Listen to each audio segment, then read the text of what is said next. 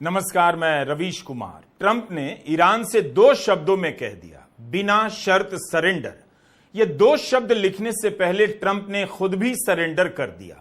Trump चुनाव प्रचार के दौरान युद्ध के खिलाफ लंबे लंबे भाषण दिया करते थे। कहते थे युद्ध कराने वाली लॉबी के लिए अमेरिका ने युद्ध किया, मगर अमेरिका को कुछ नहीं मिला, बर्बाद हो गया। इसलिए युद्ध रोककर वे फिर से अमेरिका को महान बनाएंगे। मागा, make America great again. America की जनता ने यकीन भी कर लिया और अब ट्रंप ने उस जनता को अच्छे दिन के इंतजार में अकेला छोड़ दिया है और उस लॉबी के आगे सरेंडर कर दिया है जिससे लड़ने का वादा कर ट्रंप सत्ता में आए थे।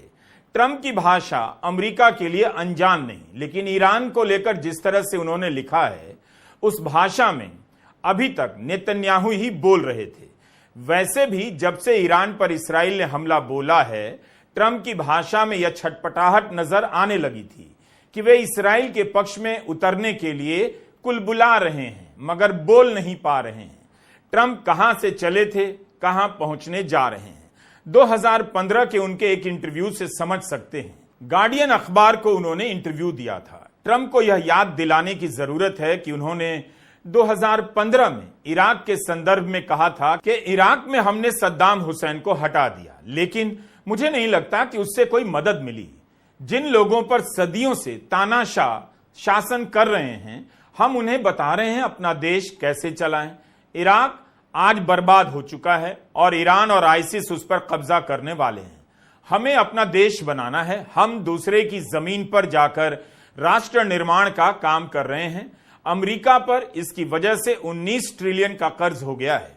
हमें पहले अपना घर ठीक करना है। हम जिस जिस देश से खुश नहीं, उसे जाकर यह नहीं कह सकते कि हम आपको फिर से बनाने वाले हैं। ट्रंप ने सीरिया में ओबामा की दखलंदाजी की निंदा भी की। 2015 में ट्रंप ने CNN को भी एक इंटरव्यू दिया।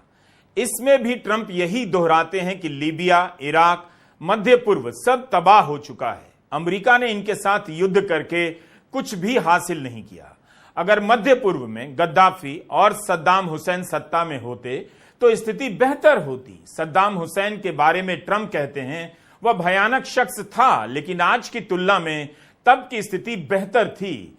इराक में कोई आतंकवाद नहीं था और सद्दाम आतंकवादियों को मरवा रहे थे, लेकिन अब इराक आतंकवादियों का हार्वर्ड बन गया है। यही बात ट्रंप ने 2016 में भी कहा कि हर तरह का अत्याचार इराक में होने लगा है। ट्रंप ने कहा कि हम असाद को हटाने में अरबों डॉलर खर्च कर रहे हैं, उन विद्रोहियों पर पैसा लगा रहे हैं जिनके बारे में हम कुछ भी नहीं जानते। 10 साल तक ट्रंप ने अपनी पूरी राजनीति इसी युद्ध के विरोध के ऊपर खड़ी की और कहा कि दूसरे देश में क्या हो रहा है इसमें अमेरिका को नहीं पड़ना।